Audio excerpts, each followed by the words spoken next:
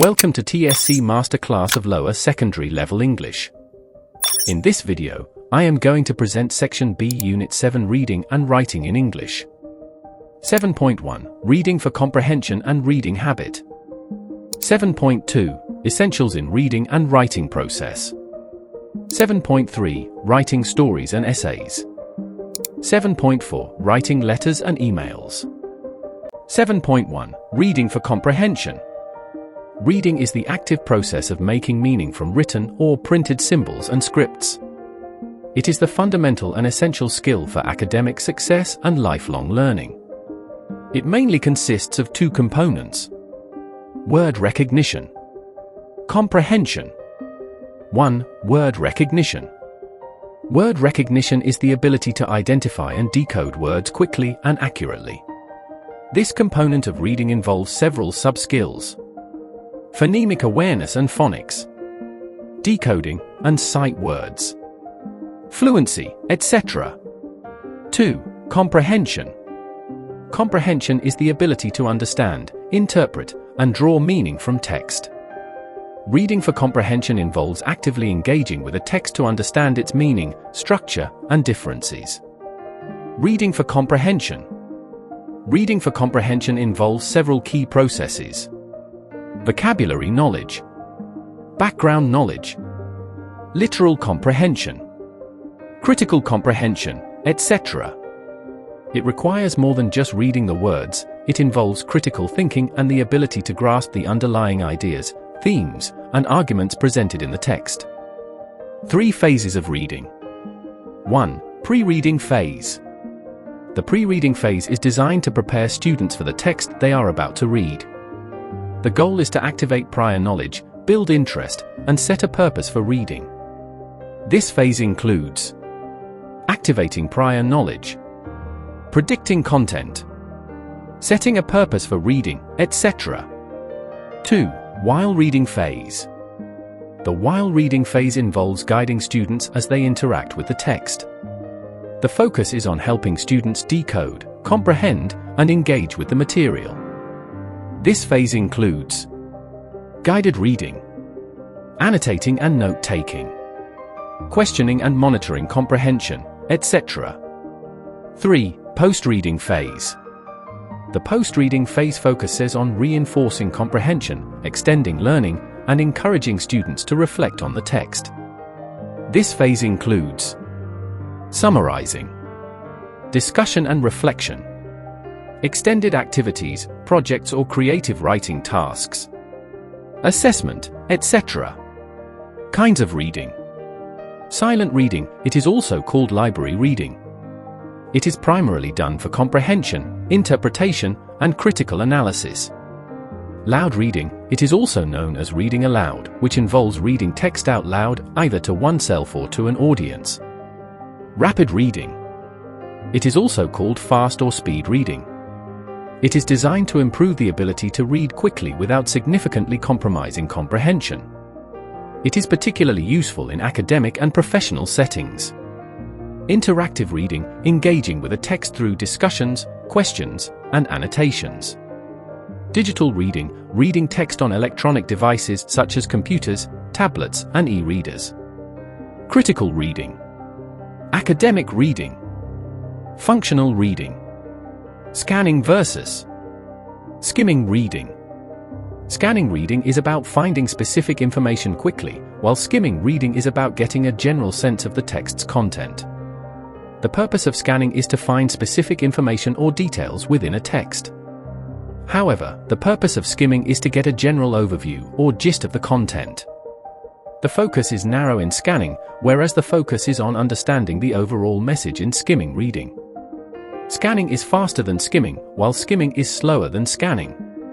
Comprehension is minimal in scanning, though it is high in skimming reading. Extensive versus intensive reading. Extensive reading is done for fluency, pleasure, and surface understanding, but intensive reading is done for accuracy and depth understanding of the text. Students have more freedom in selecting extensive texts, while teachers typically choose texts to achieve specific learning outcomes. Extensive reading involves easy-to-understand, enjoyable long texts like novels, stories, or articles, though intensive reading involves shorter, more challenging essays, articles, or excerpts from books. Extensive reading enhances fluency, vocabulary, and language comprehension. However, intensive reading improves understanding of specific language features, analytical skills, and comprehension of complex texts. Extensive reading is generally faster, focusing on overall comprehension. In contrast, intensive reading is slower, requiring frequent pauses for analysis, questioning, and reflection on the content. Words are acquired through repeated exposure in various contexts through extensive reading, yet new vocabulary is explicitly taught and learnt through focused study in intensive reading. Extensive reading fosters a lifelong reading habit through enjoyable, stress-free activities.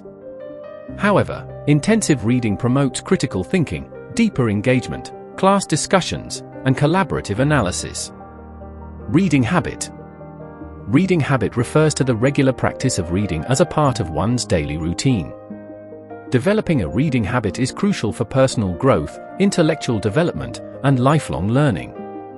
It involves not just the act of reading itself, but also cultivating a consistent and enjoyable pattern of engaging with books, articles, and other written materials. Importance of reading habit. Knowledge and learning.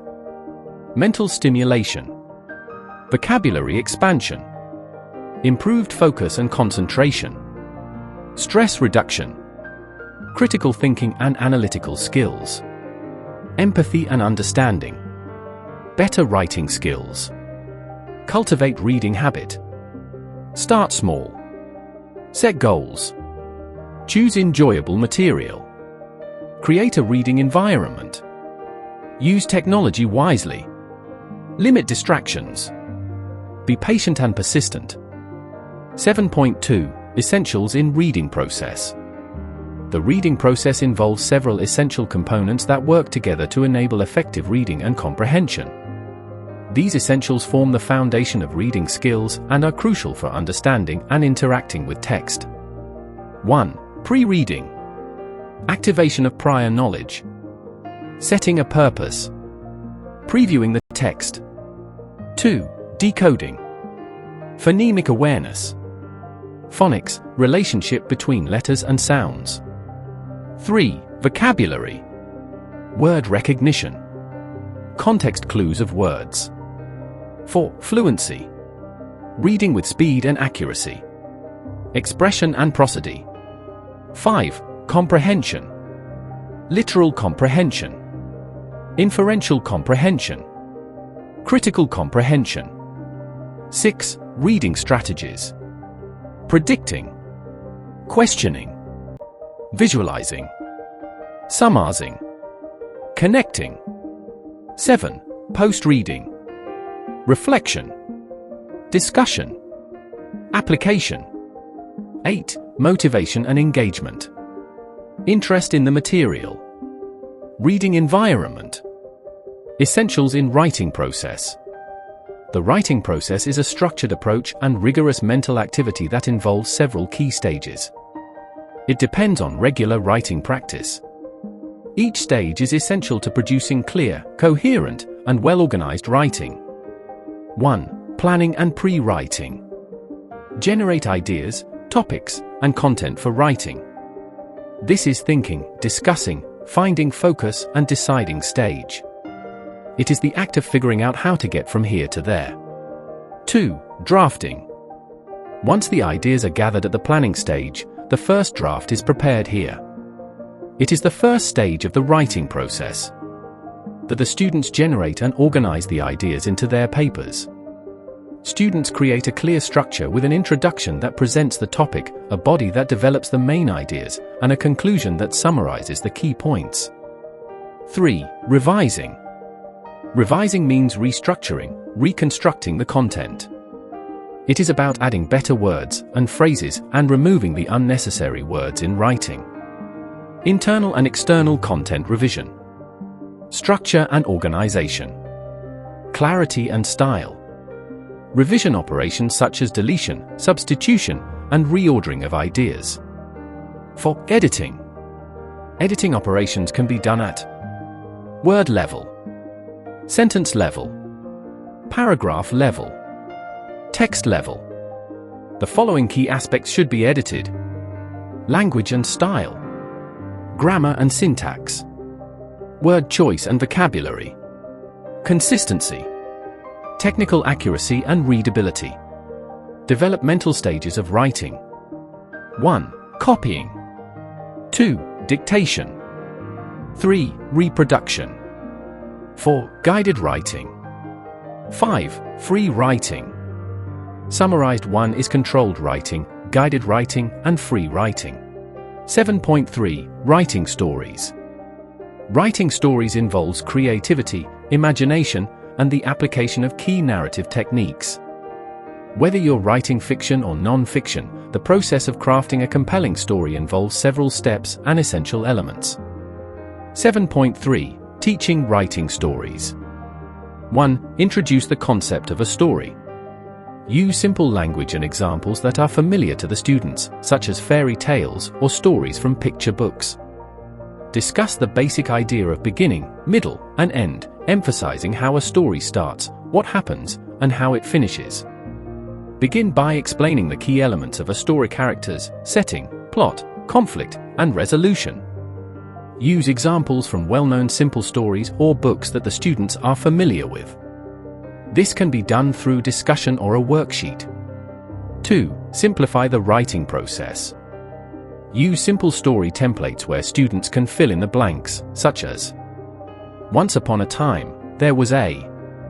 They lived in a. One day happened. In the end. 3. Use student-centered techniques. Tell them to sit in a circle and have each student add one sentence to a group story. Start with a simple sentence and go around the circle until the story is complete. 4. Focus on simple plot structures, beginning, middle, and end. 5. Encourage creativity with simple prompts. 6. Model writing and offer support. 7. Make story writing fun and interactive. Stages of teaching story texts. 1. Pre-reading stage. Giving background information. Introducing the topic. Helping students with cultural backgrounds. Predictions about the genre of the short story. Discussion about historical or cultural background in the story. 2. While reading stage. Helping students understand the plot. Students can be asked to rearrange the sentences. Providing students with 2 or, overall, 3 questions. Students can be given slightly different summaries. Helping students understand the characters. Helping students with difficult vocabulary. 3. Post-reading stage. Interpretation of the main themes of the story. Providing general questions to debate on the issues. Asking students to note down the key points. Sketch the characters' roles. Writing a summary, main idea, lesson. Writing a review of the story. Discussion on role play or acting about. Writing essays. An essay is a short piece of writing that expresses the writer's ideas, opinions, or arguments about a particular topic. It typically includes an introduction, body paragraphs, and a conclusion. Essays can vary in purpose and style, such as descriptive, narrative, expository, or persuasive, but at the basic level, the focus is on helping students structure their thoughts and ideas in a clear and organized manner. Teaching writing essays. 1. Introduce the concept of an essay. Start by explaining what an essay is in simple terms. Show examples of very short essays or paragraphs on familiar topics, such as myself, our classroom, our school. 2. Start with simple, relatable topics. Begin with topics that are familiar and interesting to the students, such as my family, my teacher, a day at school. 3. Teach the basic essay structure. Introduction, body, conclusion. Provide graphic organizers or templates that outline the basic structure of an essay. Introduce basic editing skills, such as checking for spelling, punctuation, and capitalization errors. Provide guided writing and positive feedback.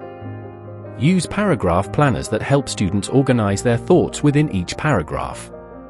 These can guide them to write a topic sentence, followed by 2 or 3 supporting sentences. 4. Celebrate completed essays, optional. Allow students to share their essays with the class, in small groups, or with a family member. Organize a publishing day, where students can read their essays aloud or display them on a bulletin board. Story versus essays. Story aims to entertain through narrative, while essay aims to inform, explain, argue, or reflect on a specific topic or idea. Stories are imaginative, capturing readers' attention, while essays are structured, presenting a clear argument to persuade or educate. Stories are creatively told fictional events, while essays are non-fictional, focusing on factual information, logical arguments, and the writer's analysis or opinion. Stories utilize descriptive and figurative language to present images and evoke emotions, though essays typically employ a more formal and academic tone. Stories often utilize dialogue to develop characters, advance plots, and reveal relationships, while essays rarely use dialogue, except in narrative essays sharing personal stories.